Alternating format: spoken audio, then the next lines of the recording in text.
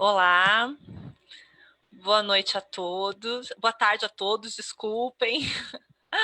Boa tarde a todos. Nós queremos aqui acolher, né, a todos que estão chegando nas nossas redes sociais, seja pelo Facebook ou aqui por esse webinar. Quero dar boa tarde de maneira especial à professora Helena Ragusa, que hoje irá brilhantar o nosso final de tarde, falando da sua prática pedagógica. Seja muito bem-vinda. Também quero dar boa tarde para a professora Denise, coordenadora do Departamento Pedagógico, que também vai estar aqui, né, nos acompanhando nesse momento. Você quer comentar alguma coisa, professora Denise? Não, só queria dar boa tarde a todos também. Bem-vinda, Helena. Obrigada. Que sua apresentação seja muito legal, que eu tenho certeza que vai ser. Então, para a gente começar, eu vou apresentar a Helena, só que antes disso, pessoal, eu preciso dizer para vocês que segue sempre aquele mesmo formato, né? A professora Helena vai falar, vocês vão anotando as perguntas de vocês, e depois, ao final, vocês podem fazer as perguntas pelo QA, tá certo?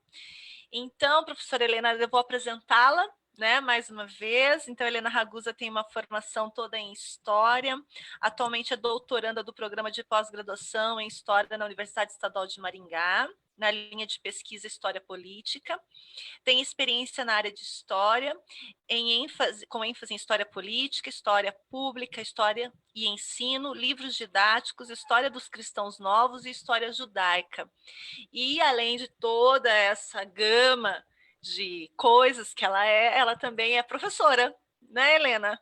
Professora da rede pública na cidade de Londrina, isso? Sim. Né? E é por isso que ela está aqui hoje, né? Para nos falar um pouquinho da sua prática, que eu acredito tem muito a contribuir com todos nós que estamos aqui ansiosos para ouvi-la, tá certo? Então, a palavra é com você, boa sorte, e somos todos ouvidos. Bom, boa tarde a todos e a todas. Em primeiro lugar, eu quero muito agradecer, então, a você, Luzilete, pelo acolhimento, pela sempre pronta disponibilidade, né, em me ajudar, né, e ter aberto essas portas, assim como também Denise, né, foi um grande prazer aí conhecê-la. Uma das coisas que a minha pesquisa atual me proporcionou, com certeza, e o museu foi estabelecer esses laços, né, esses novos laços que eu espero que se fortaleçam cada vez mais. Quero muito agradecer a Laura, né, ao Michel, a todos os envolvidos nesse trabalho tão bom, né, e tão forte do museu nas redes sociais, né, esse trabalho de divulgação do conhecimento histórico, né, que não vai além de informar, mas também formar e divulgar. E isso é sempre muito importante. Quero muito agradecer ao diretor do Museu Carlos Reis pela oportunidade. É sempre muito bom poder falar um pouquinho de um trabalho que a gente realizou ou daquilo que a gente vem construindo, porque é só assim que a gente consegue fazer conexões, estabelecer trocas, né? E, então, agradeço bastante. Bom, como a professora Luzilete falou aí um pouquinho da minha formação, da minha trajetória, eu sou realmente professora da rede pública de ensino do governo do Paraná, desde 2012, e da rede privada desde 2002, né? E eu acho importante eu falar para vocês um pouquinho de como é essa escola onde se deu esse trabalho que eu realizei no ano de 2017, junto aos alunos do terceiro ano do ensino médio, né? Então, essa escola é uma escola localizada numa região que eu considero central, aqui em Londrina, na cidade de Londrina. Ela é próxima do aeroporto e também próxima do centro da cidade. É uma escola que eu considero de porte médio para pequeno, então ela não tem uma demanda muito grande de alunos, né? Mas é uma escola que tem uma gestão muito democrática, e quando eu falo isso, eu estou me referindo não só à equipe diretiva e pedagógica, mas também me refiro ao corpo de professores que, na época, né, e ainda é assim hoje, tratam-se de professores que estão muito acostumados a trabalhar com a interdisciplinaridade, né? E por que é importante falar sobre isso? Porque para a gente pensar os trabalhos que nós vamos fazer, não basta só pensar na sala de aula, nos alunos que temos, né, e no conteúdo que vamos trabalhar, mas também como são as nossas relações com essa comunidade escolar, né? Como acontece essas relações, as negociações que vão acontecer para que o trabalho seja possível de ser realizado. Então, eu tinha, na verdade, todos os elementos favoráveis para que esse trabalho desse certo, né? Então, o trabalho foi realizado junto ao terceiro ano, né? São 2 terceiros anos, onde as aulas de história, elas ocorrem 2 vezes na semana, então vejam que é bem limitado, né? Apenas 2 vezes na semana que a gente entra para dar aula no terceiro ano do ensino médio, com uma média de 27, 28 alunos por sala, né? Então, e bem equilibrado no que diz respeito ao número de meninos e meninas, né? Então, era esse o contexto aonde eu desenvolvi esse trabalho, tá? Bom, quando a gente fala da temática da Segunda Guerra Mundial, quem é professor aqui, né? A professora Luzilete, a professora Denise, né? E quem estiver assistindo, que eu também já agradeço de antemão, quando a gente vai trabalhar com o tema da Segunda Guerra, essa temática, ela já vem como um desejo dos alunos já desde o 6º ano, né? Pelo menos conosco da área de História. Quando você entra na sala para dar aula de História no 6º ano, a primeira coisa que eles perguntam para você é: quando a gente vai aprender Segunda Guerra, né? E isso vai se potencializando ainda mais no 7º, no 8º, e aí no 9º ano eles têm o primeiro encontro com a temática, né? Depois, no 1º ano do colegial, eles voltam a perguntar: quando a gente vai aprender Segunda Guerra Mundial, né? E aí eles vão aprender de novo no 3º ano, esse conteúdo, né? Faz parte do currículo deles. Então, aí no 3º ano eles vão ter contato de novo com essa temática. Então, o que eu quero dizer com isso é que o tema da Segunda Guerra Mundial, por si só, ele já é algo que os alunos já têm um conhecimento, eles já têm uma curiosidade, e essa curiosidade vem do quê? Né? Do fato de que a produção do conhecimento histórico acerca da Segunda Guerra, né, nos espaços públicos, faz com que esse saber seja um saber bastante popularizado, né? Então, a gente tem a Segunda Guerra Mundial, hoje, aparecendo em diferentes formatos, né?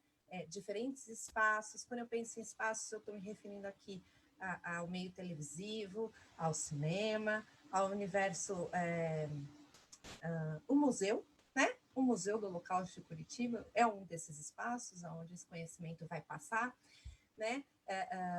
E também diferentes formatos, principalmente o digital, que é o que mais, é o universo onde mais os alunos ficam, os estudantes ficam atualmente.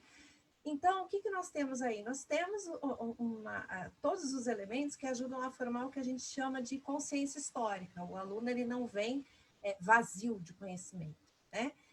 Esse termo consciência histórica é um termo de uma das linhas de pesquisa da educação histórica, que é um termo que veio com Jörg Husserl, que é um historiador, né, um teórico da história alemão, que no pós-guerra vai pensar sobre a didática da história, e ele vai falar sobre essa questão da consciência histórica, que é o quê? Esse aluno que ele não chega vazio de conhecimento na sala de aula, ele chega com algum conhecimento sobre aquilo, e o professor vai acessar esse conhecimento, né? Então, veja, se eu estou falando desse saber que é bastante popularizado, o Husserl ele vai falar assim, olha, há hoje um crescimento vertiginoso, né, enorme, do acesso empírico ao passado, né? E esse crescimento grande, vertiginoso desse passado, leva a uma forma específica de memória, né? Você pode voltar um pouquinho, Lu? Obrigada. Leva a uma forma específica de memória, né? Porque, afinal de contas, trata-se de uma consciência, trata-se de um, como que eu posso colocar aqui? Desculpem. Trata-se de novos suportes de armazenamento, esses novos suportes de armazenamento, e, portanto, vai levar, lógico, a novas formas, né, de experiência histórica, tá?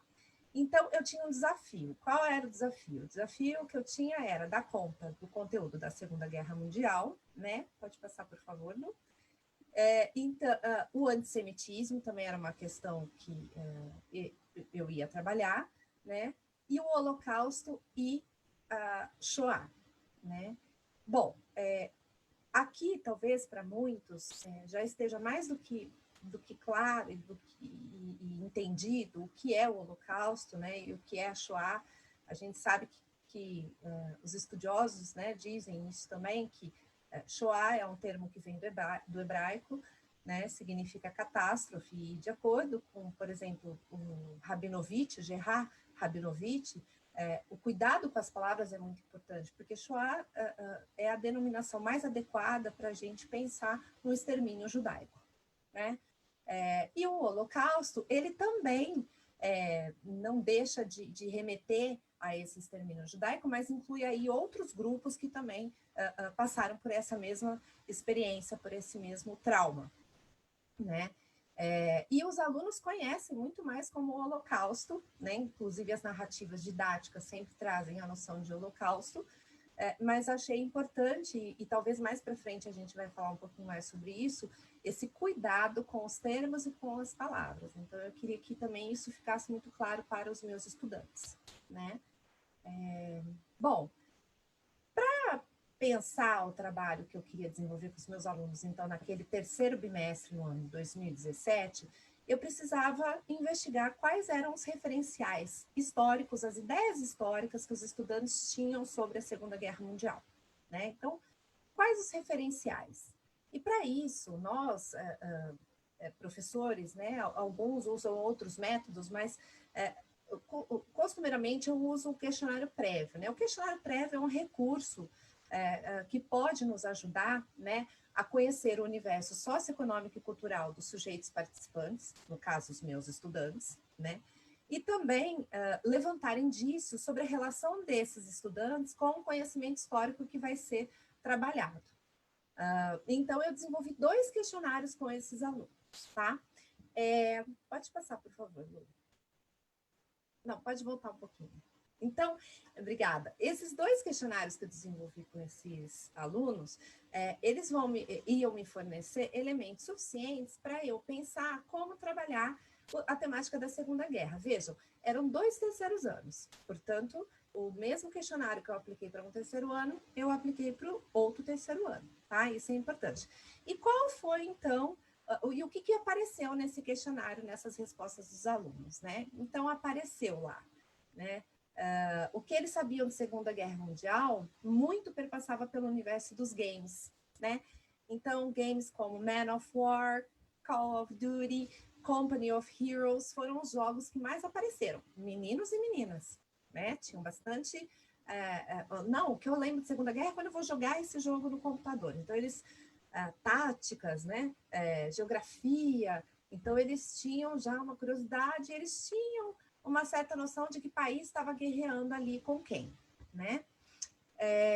E eles me relataram isso no questionário. Bom, em relação ao cinema, é claro que isso não me surpreendeu, porque o que apareceu foram os filmes de maior bilheteria, né? Então, A Lista de Schindler, O Pianista e O Menino do Pijama Listrado foram os filmes que mais apareceram, né? E é engraçado porque atualmente, né? Pode voltar lá, Lu, para mim, obrigada. É engraçado porque não faz muito tempo eu fiz essa mesma pergunta para uma outra turma, né? E agora, com acesso a outras plataformas digitais e a outros meios, eles incluem filmes que não filmes e documentários que não tiveram tanta repercussão, né? Vamos dizer assim, bilheteria como esses filmes, mas já vem aparecendo também. Então, cada ano isso vai se modificando conforme eles vão tendo acesso a outros tipos de formatos, de documentários e tal. Então, é bem bacana a gente também perceber essas mudanças, né? Pode passar, por favor, Lu? Bom, em relação a... Quando eu perguntei a eles no questionário, né, se eles tinham o hábito da leitura, muitos disseram que tinham o hábito da leitura, eram alunos mesmo que gostavam de ler. Então, vejam, na hora do intervalo, eu sempre via eles os via com um livro na mão, entrava na sala de aula com um livro na mão, tanto os meninos quanto as meninas. Então, eles eram leitores. E a biblioteca da escola era uma biblioteca muito boa também, né? E havia um trabalho da escola de instigar os alunos a lerem, né? Então, eles já vinham muitos, desde o fundamental, já com essa questão da leitura, assim, muito, muito forte para eles. Sobre a Segunda Guerra, eles me trouxeram 2 livros, né, que apareceu bastante, né, nas respostas dos alunos. Então, apareceu O Menino do Pijama Listrado e Mein Kampf, né, foram as 2 obras que apareceram em grande parte das respostas dadas nos questionários. Bom, eu queria dizer para vocês o seguinte, eu preciso explicar para vocês que o trabalho que eu vou falar aqui hoje foi feito num 3º ano, né? Mas o outro 3º ano também teve outro trabalho, né? Por que eu estou falando isso para vocês? Porque quando eu desenvolvi esse questionário, esses 2 questionários com os alunos, eu percebi que havia uma diferença em relação ao conhecimento que uma turma acessou, né? Tinha mais acesso, e ao conhecimento que outra turma tinha mais acesso, né? E eu percebi que nas respostas, né, as respostas que foram bem marcantes relacionavam-se a 2 questões. A primeira era os campos de extermínio e a segunda era a atuação do Brasil na guerra.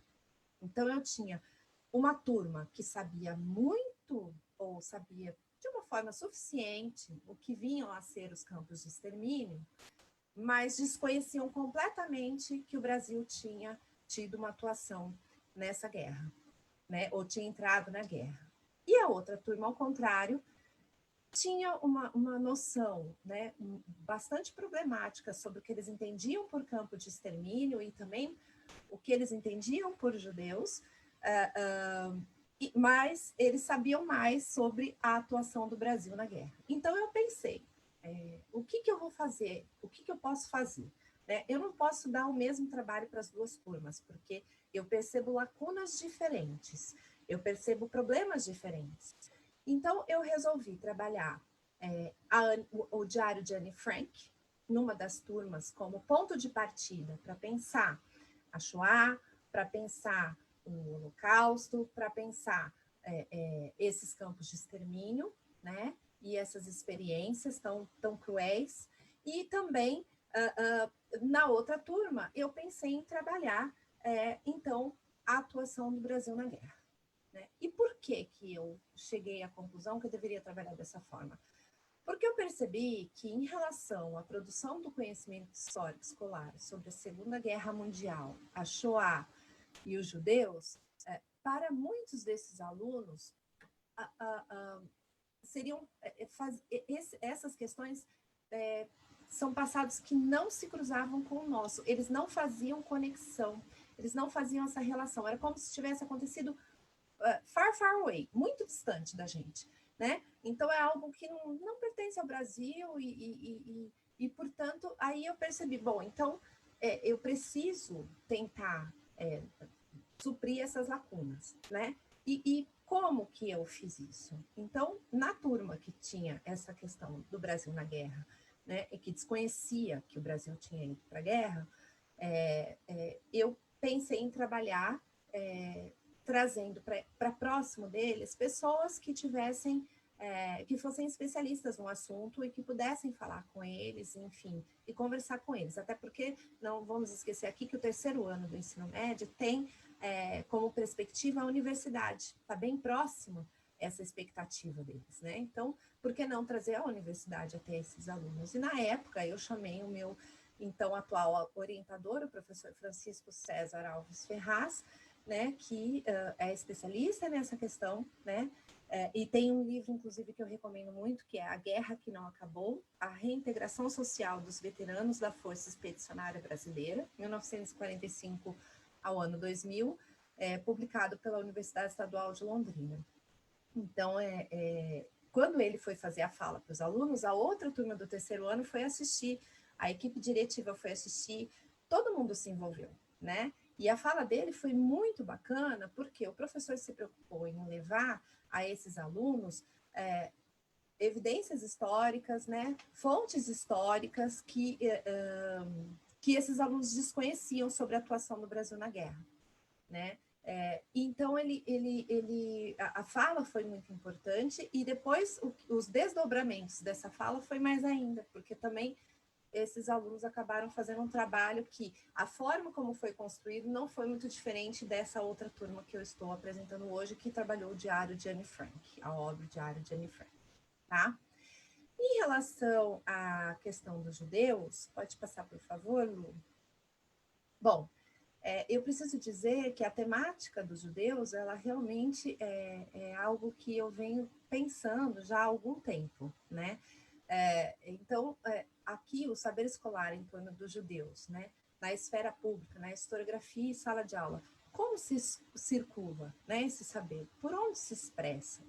Então, se a gente for pensar na questão da historiografia brasileira, em torno da temática do judeu, há uma produção muito significativa sobre esse tema, principalmente no que se refere aos tempos coloniais. Né? Não resta dúvida sobre isso, e a cada dia novos trabalhos e novas pesquisas vêm surgindo sobre isso. Né? A abertura de arquivos proporciona isso, novas descobertas que são feitas, né? Inclusive na Bahia, no ano de 2016, foi descoberta perto de um hotel em Salvador, uma mikvah, né, um banho, né, que era uma das tradições do povo judeu, escondido, subterrâneo naquele hotel, por um grupo de pesquisa da Universidade Federal da Bahia, da Susana Severs, né, e vai trazer novos elementos para se pensar essa presença em Salvador. Quer dizer, é uma história que está sempre sendo feita e refeita. No que toca à questão do judeu, né, no período que compreende a Segunda Guerra Mundial, esse judeu, ele não é o cristão novo dessa historiografia que está sendo apresentada, né? Ele é um judeu já que está vindo, porque a imigração judaica no Brasil, ela é ininterrupta e constante. O Nahman Fabel vai falar sobre isso, né? Ela passa pelos tempos coloniais, passa pelo Brasil imperial, passa pelo Brasil República, e vem vindo até os dias atuais. Então, ela nunca cessou. Em alguns momentos ela veio mais, e em outros momentos menos. Mas essa historiografia que passa pelo tema da Shoah, né, que passa pelo tema do Holocausto, ela como o professor Karl Schuster falou na última apresentação do museu aqui, ela é recente. Então, se ela é recente, é claro que ela ainda não chegou à sala de aula. Então, é um saber ainda a ser construído, né? No que toca à questão da esfera pública, a gente tem, então, alguns espaços onde o judeu vai aparecer, né? Muito pouco no cinema brasileiro, né? Então, a gente tem 1 ou 2 filmes que a gente pode pensar essa presença, né? No que diz respeito à rede social, né? Ao meio digital, eu vou falar aqui desse conceito que é judaísmo digital, que é algo muito novo, que vem sendo construído ainda, né, e consolidado aí na historiografia. Não há muitas publicações sobre isso, mas seria basicamente o quê? O judeu, como a professora Andrea Kogan coloca, é o judeu que deixa de ser o povo do livro para aderir ao meio digital. Né? Hoje você tem comunidades virtuais, né? Comunidades judaicas virtuais, não é uma só, são várias, né? De diversos segmentos. Né? Hoje você tem uma atuação maior dos judeus na rede. Né? Então, por exemplo, acho que uma das que tem mais seguidores atualmente é a rede social do Moré Ventura, ou também conhecido como Gilberto Ventura, que tem aí mais de 100 mil seguidores e que traz informações sobre os judeus que vivem no Brasil, como essa história chegou, né? E, portanto, aí a gente consegue conhecer um pouco mais desse universo. E também o Museu do Holocausto de Curitiba, né? Que, claro, trata de outros grupos que sofreram dentro dos campos de extermínio, mas o judeu ele é preponderante, né? Então, ele também vai trazer essa forma de acesso a esse conhecimento. E mais importante ainda, no que toca à historiografia do Paraná, né? Dos judeus no Paraná, pensar os judeus no Paraná, que ainda é uma historiografia a ser feita. E por que a relevância desse saber? Porque é um passado que se cruza com o nosso, né? O judeu sempre esteve aqui, né? Em momentos importantes da história. Então, talvez por isso a relevância desse estudo, tá? Então, passada essa questão, eu preciso também falar um pouco para vocês da cultura material escolar. O que eu entendo por cultura material escolar? São os livros didáticos, o currículo, as diretrizes curriculares e as mudanças que sofreram ao longo da história. O livro didático é onde a gente vai ver de forma mais enfática as mudanças ao longo da história, né? Então, pode passar para mim, Lu, por favor. Então, aí, claro que eu trabalhava com livro didático no terceiro ano, e é um livro didático que é avaliado pelo PNLD, o Programa Nacional do Livro Didático. Então, era um livro muito bom que nós tínhamos ali, mas como todo livro didático, precisamos entender que o livro didático ele não dá conta de uma história total e não tem que dar conta dessa história total, né? Ele não é neutro, ele atende demandas, né, religiosas, culturais, mercadológicas, sociais e políticas, né? E mudou muito da década de 80 para cá, né? O livro didático ele traz uma série de novos, ele incorporou uma série de novas histórias, vamos dizer assim, uma história que está chegando, né, do saber, esse saber acadêmico que está chegando dentro da literatura didática, que está sendo incorporado nessas narrativas, mas é claro que quando a gente percebe lacunas ou distorções, isso acaba sendo analisado, isso acaba sendo visto. Então, quando eu percebi também que o livro didático não dava conta de explicar para esses meus alunos, tanto a atuação no Brasil na guerra ou a questão dos campos de extermínio, então eu pensei, vou pensar em trabalhar com outras linguagens, né? E eu trabalho geralmente com outras linguagens, o livro didático não é protagonista na sala de aula, os professores recorrem a muitas linguagens diferentes para trabalhar as suas temáticas. Bom, em 2017, a BNCC já vinha sendo organizada, né? Já vinha sendo pensada principalmente para o ensino fundamental. Mas se a gente pensar hoje, né, na BNCC, voltada para o ensino médio, na área de ciências humanas e sociais aplicadas, né? Então, a gente tem... Eu coloquei algumas demandas principais, tá? Isso por quê? Porque você pensa um projeto para desenvolver com seus alunos, um trabalho, você tem que fazer um planejamento, você tem que fazer um plano de aula, né? E você vai entregar esse plano de aula. Então, ele tem que estar dentro do mínimo do mínimo. Tem que estar dentro dessa nova demanda que é a BNCC, tá? Naquela época, não tinha que estar dentro da BNCC, porque ela ainda estava sendo pensando organizada, mas nós, professores, já vínhamos vindo com essas discussões.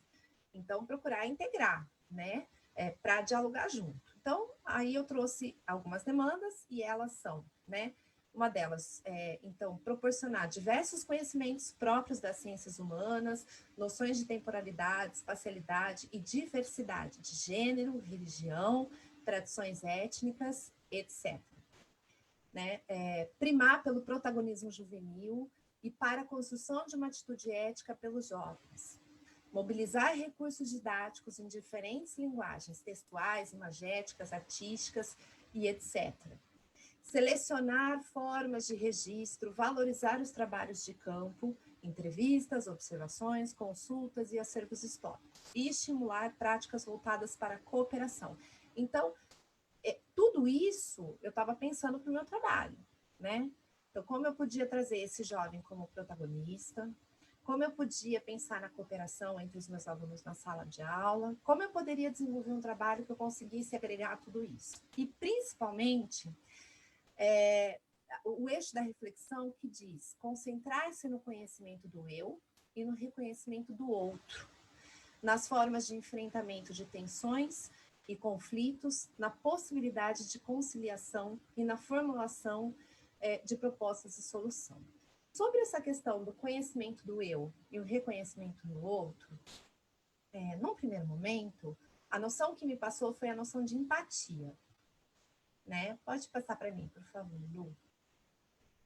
Mas a noção de empatia, ela tem uma definição bastante complexa. Né? Para a psicologia, ela é vista de uma forma, para artes de outra forma, para a pedagogia de outra forma, e no que diz respeito à história, eu trouxe duas formas de pensar esse conceito, né, sobre essa questão do outro, né, do outro universo.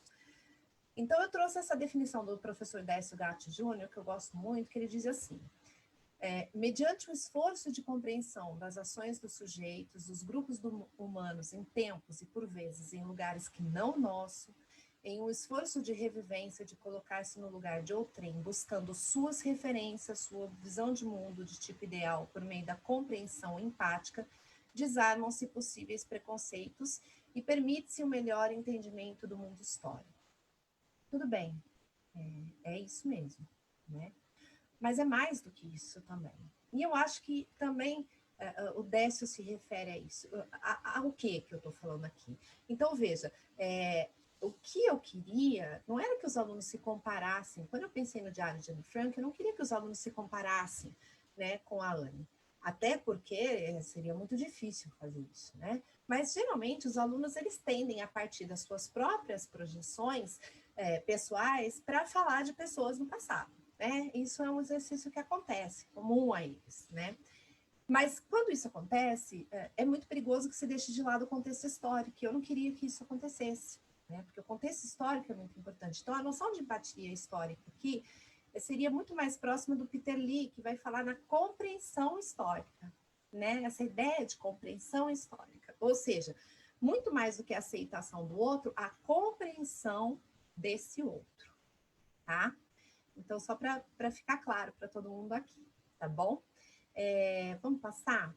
Bom, e aí, realmente, né, só para fechar, eu percebi que o livro didático ele não dava conta daquilo que os alunos estavam demonstrando nos questionários, que é um desconhecimento sobre os campos de extermínio, ou a outra turma, o desconhecimento sobre o Brasil na guerra. Então, como eu poderia suprir essas lacunas? Eu percebi algumas distorções, né? Alguns silêncios, narrativas muito desconectadas, né? Ou o Holocausto e a Shoah como um termo, como algo, um tema secundário à guerra, né? E é verdade que a maioria dos livros didáticos, quando a gente abre nesse conteúdo da Segunda Guerra, quase sempre comum a gente ver o tema da Segunda Guerra, né? Vai falar da participação dos países na guerra, e geralmente vem um box, né? E aí é que eu quero chegar na questão das palavras. Vem um box com uma imagem de judeus presos, de prisioneiros na guerra, no campo de extermínio, né? E aí vem escrito judeus em Auschwitz, né? Ali. E vem totalmente desconectado, ou da narrativa, ou vem num box realmente muito pequenininho. Às vezes fica até difícil de ler as informações que vêm após a imagem, né? E aí os alunos sempre perguntam, mas professora, como você sabe que são judeus? Não tinha outros grupos lá? Né? Ô professora, mas por que vem só um pedacinho sobre isso, se foi uma grande tragédia? Né?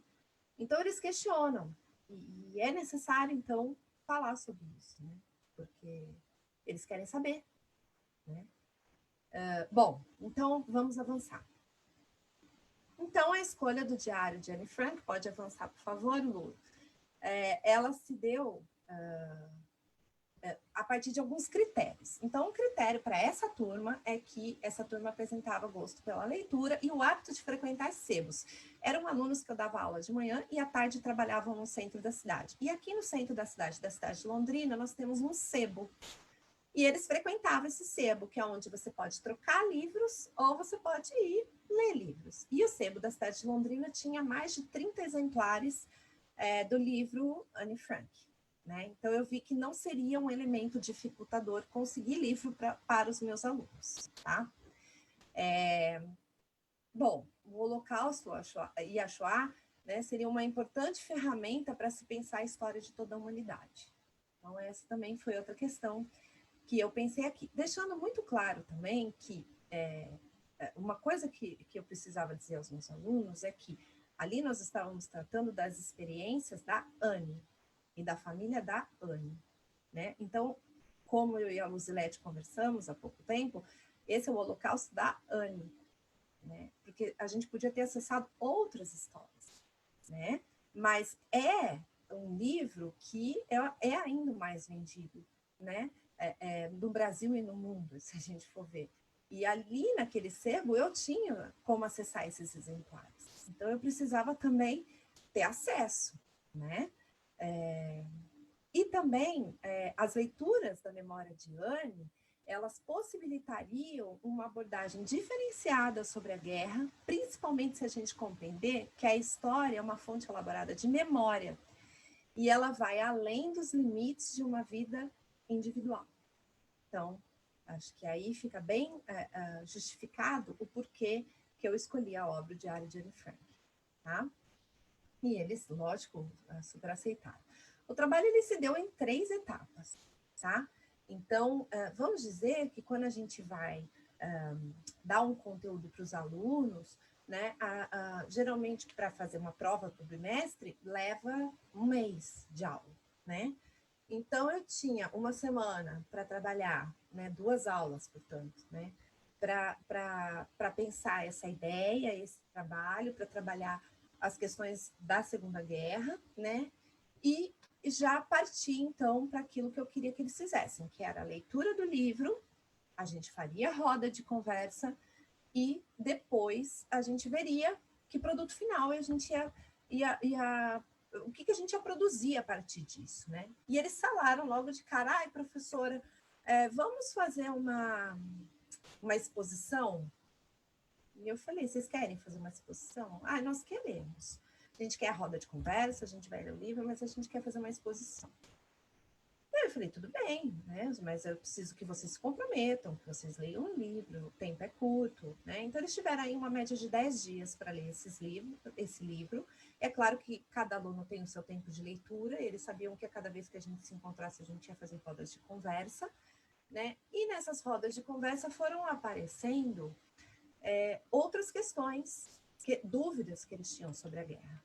Né? E aí é que entraram muitos meus colegas professores da área de ciências, de geografia, para explicar outras questões da guerra, né? Que eu acho que eles falariam muito melhor do que eu.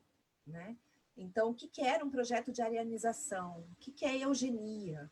Né? Eles queriam saber. E aí, lógico, eu tive esse apoio, esse trabalho interdisciplinar que foi muito bacana, porque os alunos foram se envolvendo mais, né? E é por isso que eles quiseram também fazer um memorial. E esse memorial não era só um memorial Anne Frank, apesar do nome que eles deram à exposição ter sido Memorial Anne Frank, era um memorial da guerra, porque eles realmente pediram uma sala maior para a diretora, para que eles pudessem fazer uma apresentação da exposição daquilo que eles queriam apresentar, né? Então, eles pegaram os eventos mais marcantes da guerra, né? Eles queriam que as pessoas conhecessem a Segunda Guerra Mundial. Quem são as pessoas? Eles convidaram os pais, eles convidaram amigos de outras escolas para visitar a exposição, né? A exposição foi feita uma manhã toda, das 7 da manhã até meio-dia. Para os alunos da tarde também, eles foram, porque eles ficavam em lugares da exposição onde eles iam dando informações sobre aquilo que os alunos estavam vendo.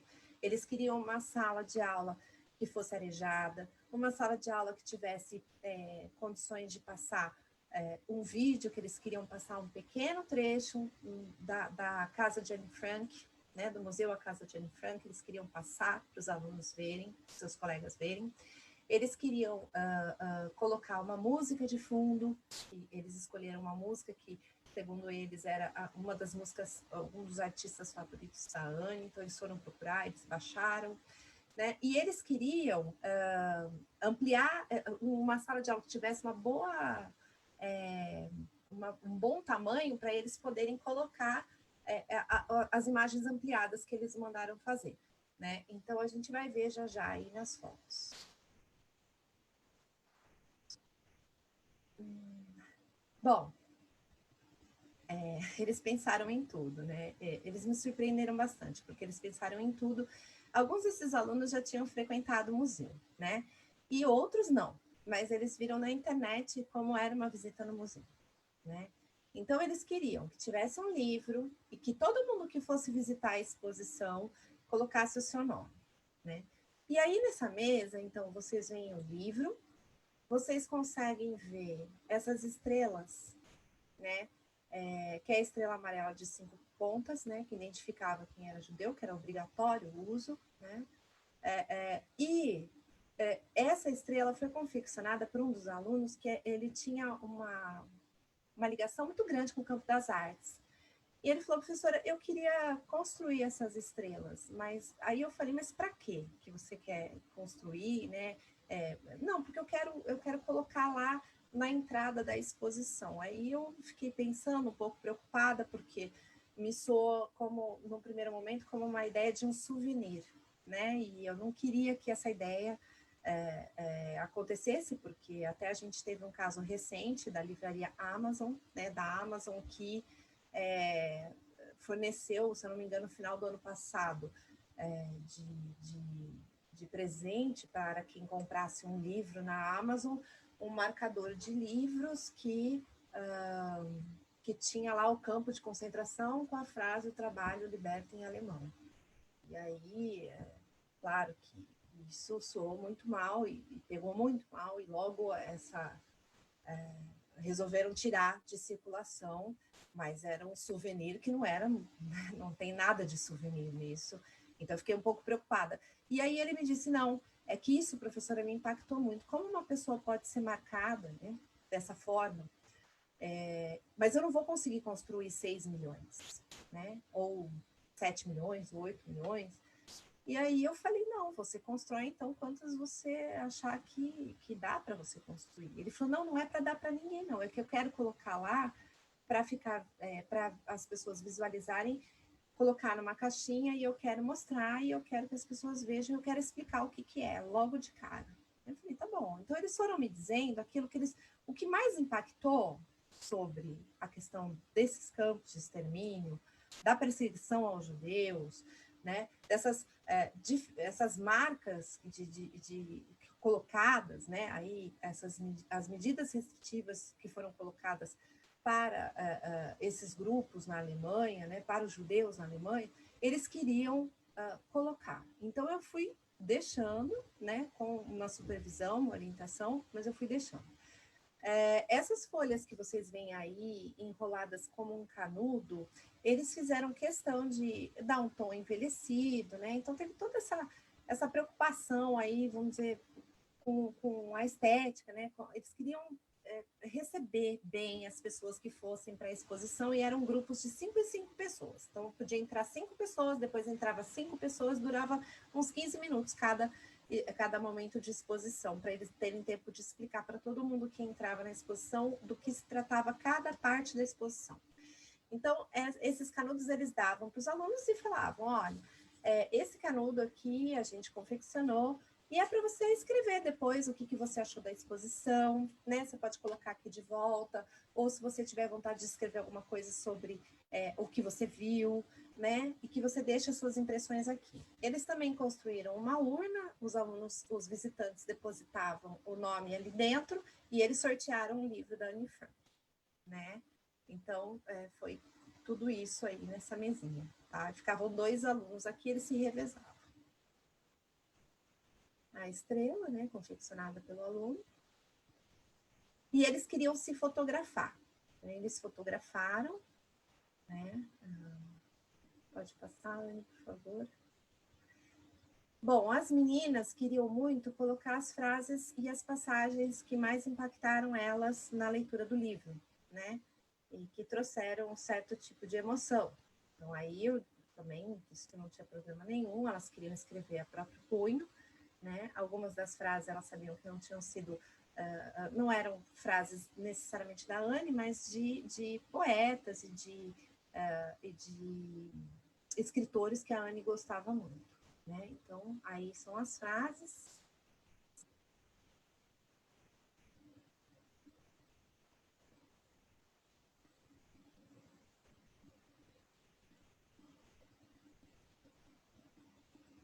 E aqui, então, vocês têm um momento da exposição que o grupo de alunos, eram 5 alunos que ficavam aí, né, e que queriam explicar toda essa parte, a parte bélica, né, da guerra. Então, os países envolvidos, as anexações, o rompimento do Tratado de Versalhes e o estopim da guerra, e como que foi acontecendo tudo. Então, eles fizeram questão de pegar quase toda a parte desse quadro negro e colocar ali. Então, a exposição começava por aqui, né?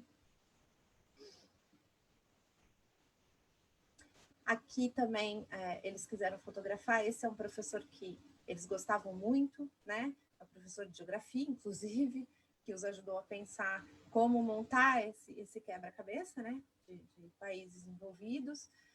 e que foi fazer a visita, e daí eles tinham que explicar. Então, eles explicavam para todo mundo que ia, né? E iam caminhando por toda a exposição. Depois do quadro, as paredes também tinham outras histórias e outras questões da guerra colocadas, né? Bom, se vocês me perguntarem qual foi o resultado desse trabalho, é muito difícil dizer que o trabalho teve um resultado, né?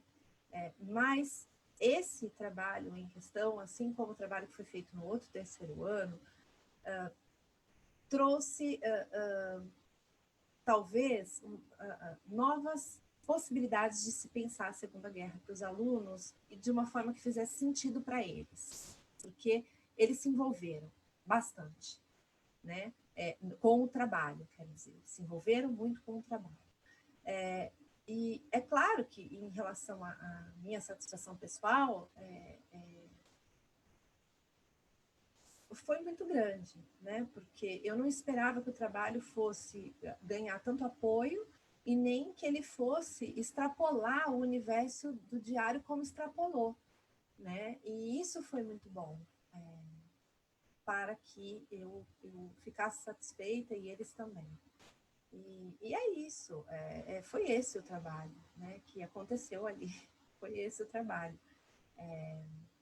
Ele acabou virando um capítulo de livro, publicado nessa coletânea organizada pela professora Marcelisa Teté, da Universidade Estadual de Maringá, e está disponível em e-book, e é isso. Eu agradeço muito e estou aberta aí a questões.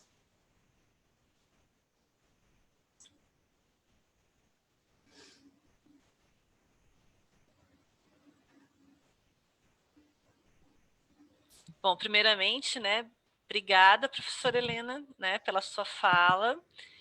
Eu sempre digo que quando a gente fala, nós trazemos muitos convidados aqui, alguns mais teóricos, outros mais práticos, né? Mas é quando a gente fala da prática em sala de aula que a gente começa a entender qual que é o propósito de se trabalhar a Segunda Guerra, ou de se trabalhar o Holocausto, o que a gente pode trabalhar a partir dele, né? Então, eu quero te agradecer primeiramente, né? Muito obrigada por você aceitar o convite, por você falar do seu trabalho.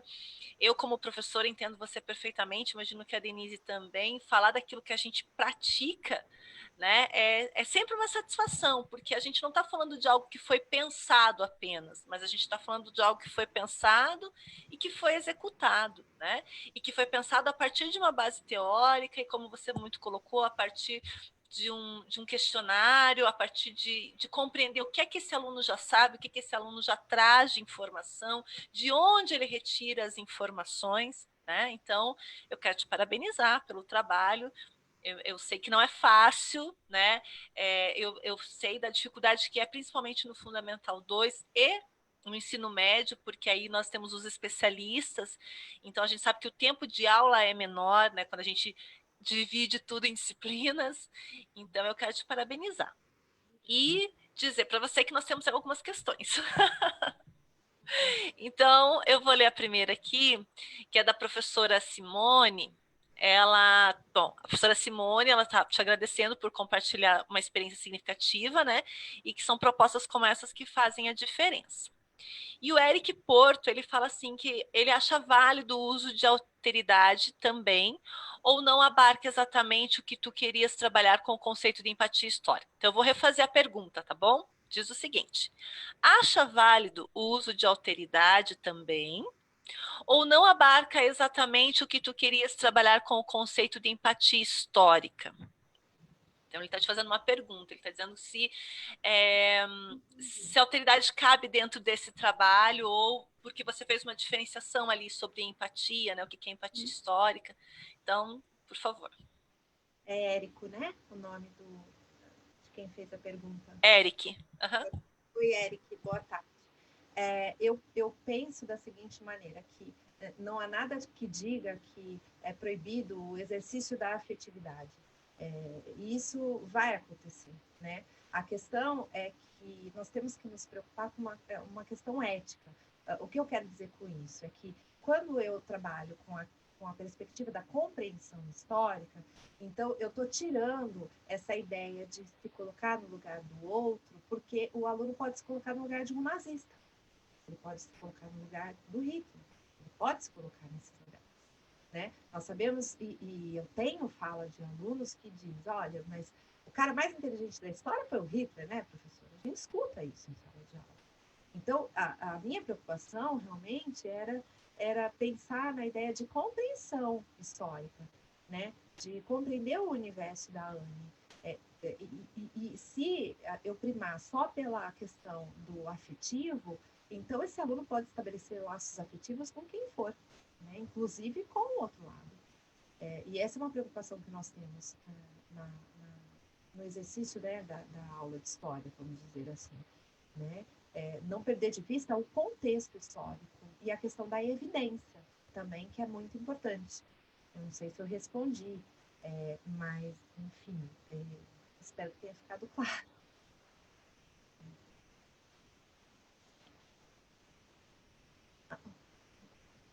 Tá, o som. Ele falou sobre alteridade.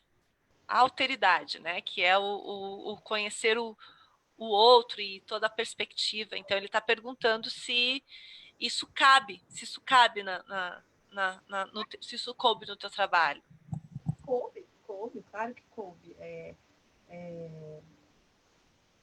Coube, porque esses alunos eles se colocaram no lugar, vamos dizer assim, principalmente, né, as alunas se colocaram no lugar da Anne, se dá para a gente falar dessa maneira, mas nunca perdendo de vista esse passado da Anne, né, esse lugar que a Anne estava. Então, dá para pensar em alteridade, mas não podemos perder de vista o contexto histórico. Então, como ele está me perguntando isso dentro da noção de empatia, então eu reforço que não há nada que diga que não vai acontecer. Eu acho que é uma questão de alteridade também. Até porque na história a gente tem essa questão da alteridade, né? O que é considerado um conhecimento como conhecimento histórico, conhecimento científico, vamos dizer assim, dentro da história, né? Então, o consenso entre os pares, né? A questão da alteridade também é importante, né? Então, cabe sim, ó, a colocação, Érica, perfeita, cabe. A gente não precisa abandonar a questão da alteridade. Aliás, não tem que abandonar a questão da alteridade. Helena, eu queria passar uma pessoa aqui no Facebook escreveu, o nome dele é Arthur, ele escreveu muito bom o seu trabalho, também sou professor, e você fez certo de dar autonomia aos alunos para pensar o que eles gostariam de trabalhar. Minha pergunta é, depois do trabalho, você sentiu que a Segunda Guerra Mundial interessou mais ainda os teus alunos? Sim. Se o interesse cresceu depois do trabalho? Sim, cresceu bastante. Inclusive, eu estava comentando com a Luzilete que o trabalho promoveu uma cooperação muito grande de todos, um envolvimento de todos, né? E eu tenho contato com esses alunos até hoje. Então, recentemente, a Netflix, eu não sei se pode fazer propaganda e falar, mas né? Enfim, desculpa. Mas ela lançou o documentário Anne Frank, né? Que é narrado pela... que fez a Rainha Elizabeth, Henry Miller. Não, Helen Mirren. Artista Helen Mirren. Uhum.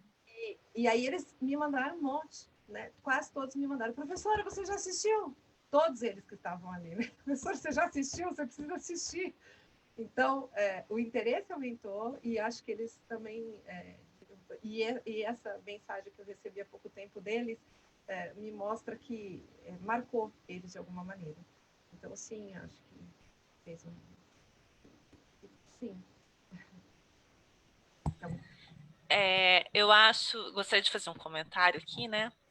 Me metendo no assunto dos outros, mas é assim, Helena, eu acho bacana quando você vem falar do trabalho com a Anne Frank, porque, por exemplo, eu sou do ensino fundamental 1, e às vezes o diário de Anne Frank ele vem citado no livro de língua portuguesa como gênero textual diário. Então, eu acho bacana quando você coloca que você partiu desse livro, porque eles tinham fácil acesso né? E porque, de alguma forma, é o que está mais próximo dele. Eu acho isso muito bacana, porque é claro que se a gente for verificar, existem inúmeros diários, né? Mas o diário de Anne Frank, ele está aí, ele está fácil, né? E gostei muito do que você falou, né? Aquele era o holocausto da Anne. Isso é uma coisa que o museu bate muito, né? Existem muitos holocaustos, porque cada narrativa pessoal, ela traz a sua impressão, né? A sua experiência. E gostei muito também quando você falou assim que você não. Claro, né, a consciência histórica ela vai falar disso mesmo, né, de você conhecer todo o contexto histórico e não se colocar no lugar de, né, mas observar e perceber o que aquela pessoa sentia naquele contexto com toda aquela demanda. Isso é uma coisa muito importante de você ter colocado, porque um dos receios, né, que a gente tem, não só enquanto instituição, mas quando a gente fala de ensino do Holocausto, quando a gente fala da narrativa pessoal, esse é um cuidado que a gente busca ter, porque não existe como você se colocar no lugar do outro, no sentido de sentir o que o outro está sentindo, o que o outro sentiu, porque só sentiu quem passou por aquilo, né? Então eu gostei muito quando você falou desse cuidado que você teve, né, de você fazer valer esse conceito de consciência histórica, né, e que daí, claro, vai adentrar na alteridade, né, que é o eu olhar para o outro e me responsabilizar pelo outro. Então, a minha pergunta para você aqui é a seguinte, Helena: o que efetivamente você sentiu no comportamento dos teus alunos com este trabalho? Eu sei que você já falou ali a respeito deles já terem saído da escola, né, da Segunda Guerra, do conteúdo Segunda Guerra, do conteúdo Holocausto, continuar fazendo eco para eles, não é algo estranho, né, é algo próximo deles, né, por conta do entendimento que eles têm. Mas, assim, a minha pergunta, por que eu estou te perguntando isso, né? Porque, como você citou muito o professor Carl Schuster, uma das coisas que ele falou e que muito me marcou e que ficou bem gravado e que é uma coisa que a gente já vem pensando, é a ideia de não tem como você passar pela história do Holocausto, trabalhar a história do Holocausto ou aprender sobre a história do Holocausto e não sofrer uma modificação com isso no sentido de avaliar as minhas próprias ações enquanto indivíduo, né? Enquanto indivíduo na sociedade, enquanto indivíduo ali no meu entorno, na minha casa, na minha família, com os meus amigos, com o outro que é conhecido, mas também com o outro que é desconhecido. Então, a minha pergunta para você é isso. Dentre as muitas avaliações que você fez do teu trabalho, que você até já colocou algumas, a minha pergunta é: você acha que esse trabalho, além do fato histórico, do conhecimento histórico, ele trouxe para os seus alunos alguma, eu não diria modificação, mas algum processo de reflexão sobre eles enquanto indivíduos na sociedade, na relação entre eles dentro da sala, na relação deles com outras pessoas? Obrigada pela pergunta, Lúcia. Um dos objetivos que eu tinha nesse trabalho realmente era conseguir que os alunos conseguissem estabelecer relações com o fato histórico estudado, né? E a questão da intolerância é uma questão que me preocupava muito, né? Porque eu penso que a escola, a sala de aula são lugares também onde a gente vai ver as micro-intolerâncias acontecerem, né? A gente vai ver situações de bullying, silencioso também, né? E se a minha resposta, se eu posso dizer que houve uma mudança, eu acho que é a questão da intolerância, né? Que talvez eu percebia um pouco aquele ambiente, né? Intolerância, panelinhas na sala de aula, enfim. Eu acho que essa foi a primeira modificação importante que eu percebi, né? Eles tinham que se ajudar, eles tinham que cooperar, e eles sabiam que eles estavam lidando com uma temática que passava pela questão da intolerância. Então, eles viram o que a intolerância é capaz de fazer, né? A intolerância, no caso, racial e religiosa, o que ela é capaz de fazer.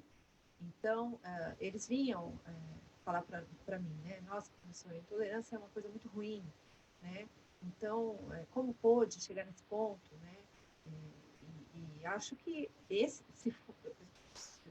essa foi a coisa mais importante que eu percebi na turma, que não era muito grande, né? Mas como qualquer turma tem as suas, né, intolerâncias. Eu achei que mudou muito. Depois eu tinha um quarto bimestre todo para tocar e a relação entre eles mudou e era notório ali, né? Não sei se foi exatamente o trabalho que fez isso, ou o acesso às leituras que eles tiveram, ou a leitura de Anne, mas sim, aquilo mudou um pouco. Né? Mudou. Mudou. Respondi? Então tá bom.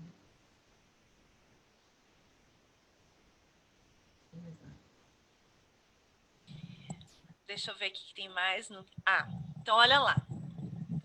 A Jennifer Assunção Loyola, ela diz o seguinte: me incomoda o fato de no ensino médio eu não ter tido orientação para o fato do fascismo ter sido um movimento que engajou parte da população naquela época e de como Hitler poderia ter sido catalisador desse movimento. Você vê hoje uma necessidade de passar para os alunos que o fascismo não foi só um regime, mas uma onda reacionária que galgou para o regime nazista? Desculpe se me equivoquei. Então, a Jennifer está te fazendo uma pergunta, né? Você vê uma necessidade de passar para os alunos que o fascismo não foi só um regime, né? Mas uma onda reacionária que galgou para o regime nazista? Essa é a pergunta da Jennifer. Sim, sim.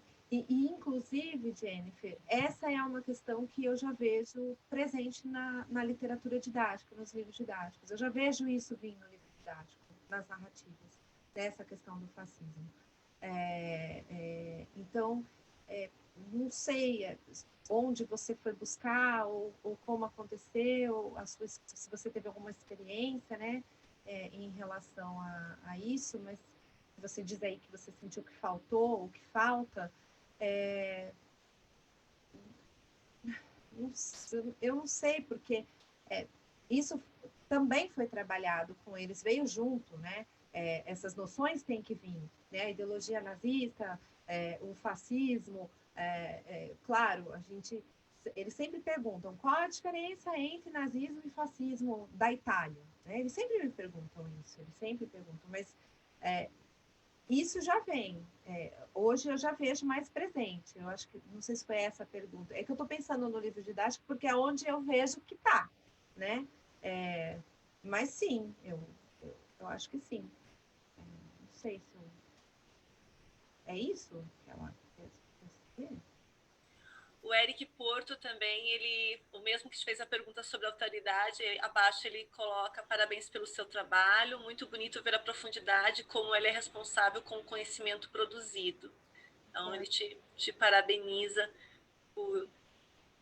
pelo trabalho que você fez e pela seriedade, né, Helena? Porque você falou do livro didático, que é uma outra coisa que é bastante importante, né? E você colocou uma coisa que eu acho fundamental e que eu venho acompanhando em algumas leituras, inclusive até do professor Edilson, que trabalha com análise de material didático, né? Você coloca assim: o livro ele estava ali presente, ele foi um instrumento, mas ele não foi o personagem principal. E eu acho, e isso que você colocou é muito importante, Helena, porque algumas das considerações que a gente recebe, principalmente dos professores especialistas, no sentido de que trabalham com áreas específicas, é isso, né? Mas como é que eu vou fazer um trabalho, um projeto maior, né? Se eu tenho um tempo curto, né? E tem o livro didático para eu trabalhar também, e ali no livro didático não traz tudo. E eu gostei muito do que você falou, né? Que não é abandonar o livro didático, mas é ter ele ali como um recurso, né? E não como ponto de partida.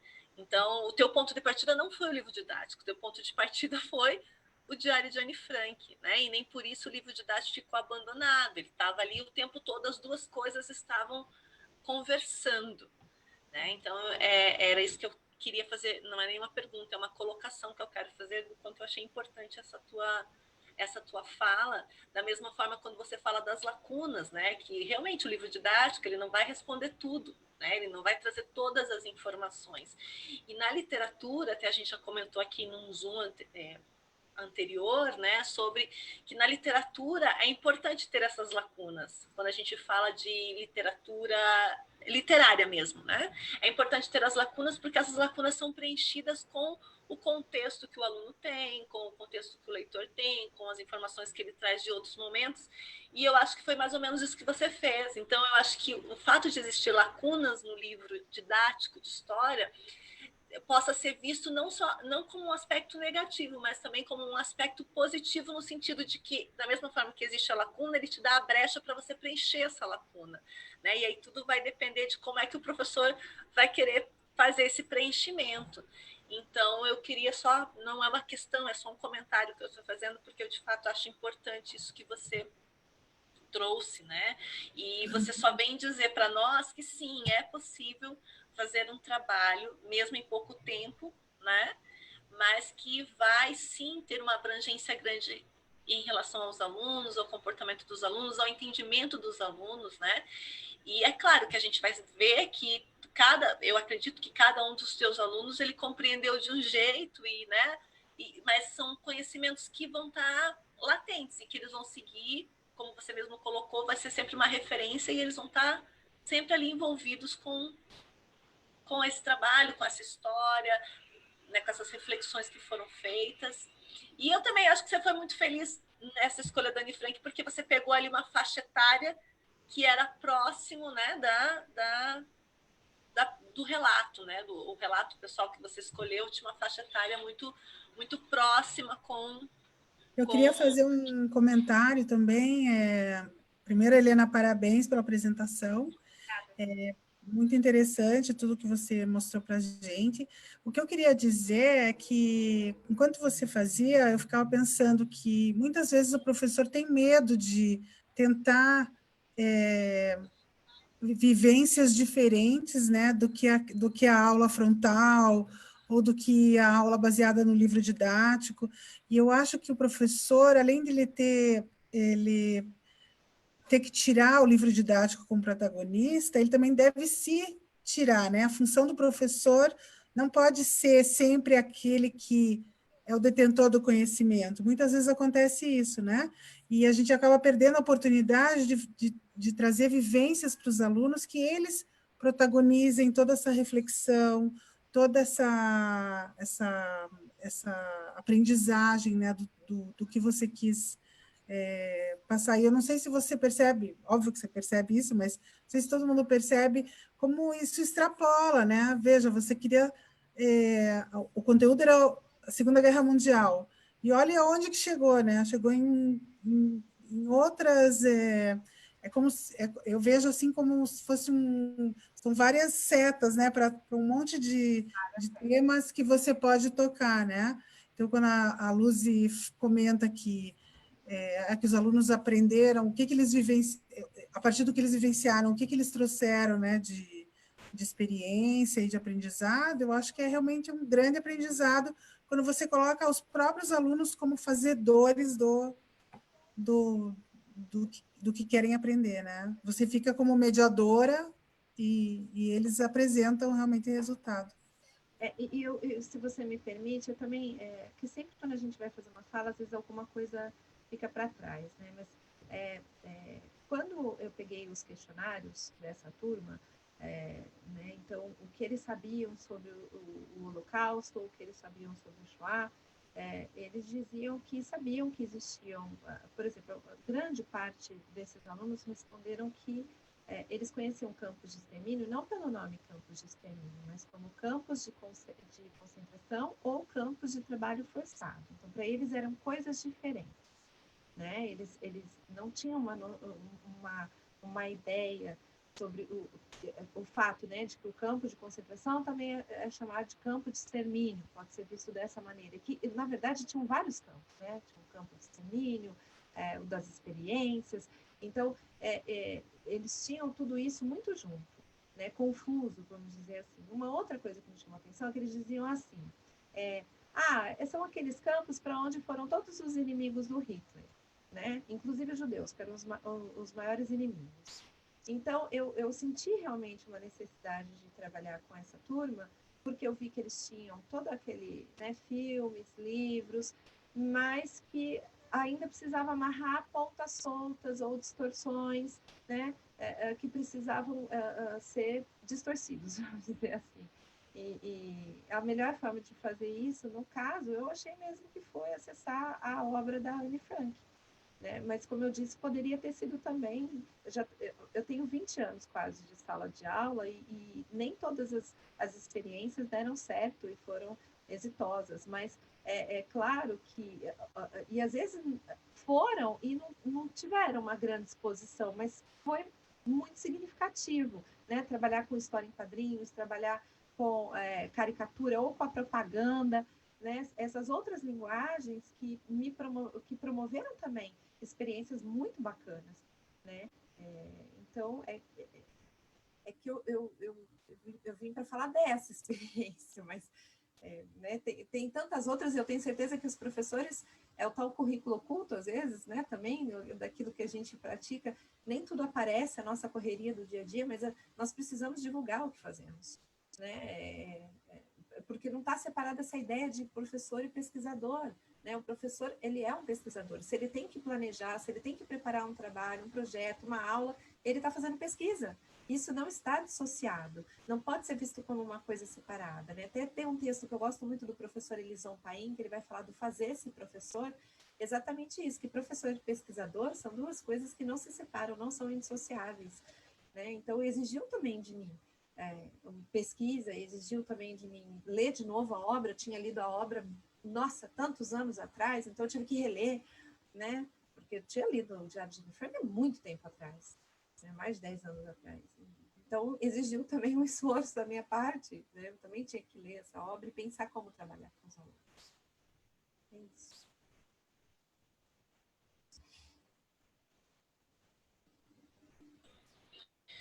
Então, Helena, eu não sei se a Denise tem mais alguma questão aí no Facebook, né? Então, a gente quer te agradecer principalmente muito. Eu concordo com você, os professores precisam divulgar os seus trabalhos, sim.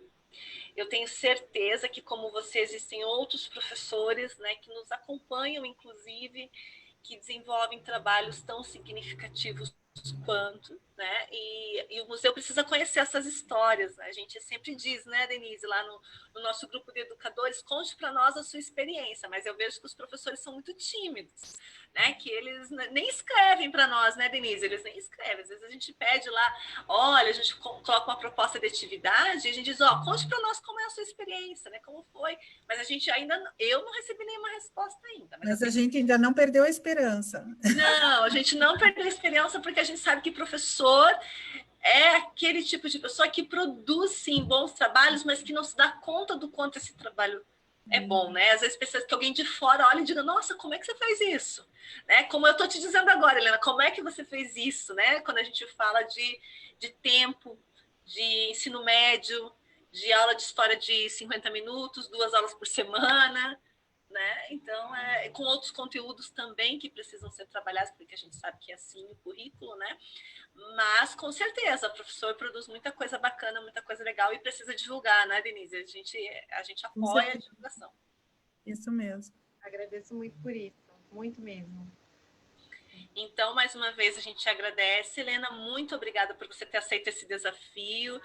Né? A gente sabe que nem sempre é fácil ficar de frente das câmeras, a gente também aqui se esforça bastante.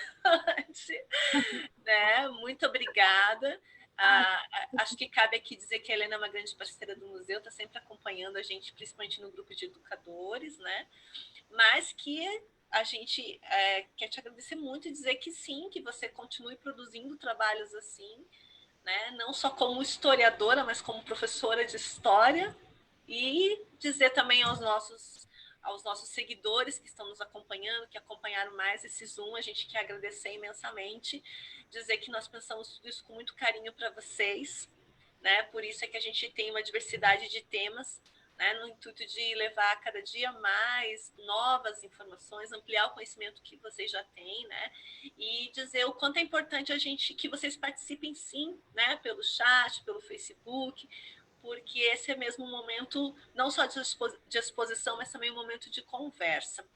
Então, muito obrigado a vocês todos que nos acompanharam pelo Facebook, também aqui por esse webinar. Obrigada mais uma vez a você, Helena. Obrigada, Denise, por mais essa parceria. Mais uma vez estamos aqui, né? E a gente se encontra nos próximos webinars do museu. Lu, eu também, então, quero fazer meus agradecimentos, né, finais. Eu quero agradecer aos meus, ao museu, né, mais uma vez, por essa oportunidade, a vocês todos, né. O museu é uma inspiração, no sentido do meu trabalho atual, principalmente da minha pesquisa, mas é uma inspiração, eu acho que para muita gente, porque é muito importante o trabalho que vocês fazem, de ajudar-nos a pensar outras possibilidades de pensar o conhecimento histórico, né? Então, e de acessar esse conhecimento histórico, né? Vocês trazem documentos, vocês trazem fotografias, imagens, que nem sempre a gente tem de fácil acesso. Então, agradeço muito por isso, estou muito feliz mesmo de estar aqui. Agradeço aos amigos também que estiveram aqui hoje, né? Espero ter conseguido dar conta de responder. Realmente, na frente da câmera ainda tudo é muito estranho para mim, mas enfim, às vezes demora para cair a ficha, mas uma hora cai. Se faltar alguma coisa, pode passar meu e-mail que eu respondo. Tá bom? Tá bom. Obrigada, Helena. Obrigada. Tchau, queridos. Tchau. Até.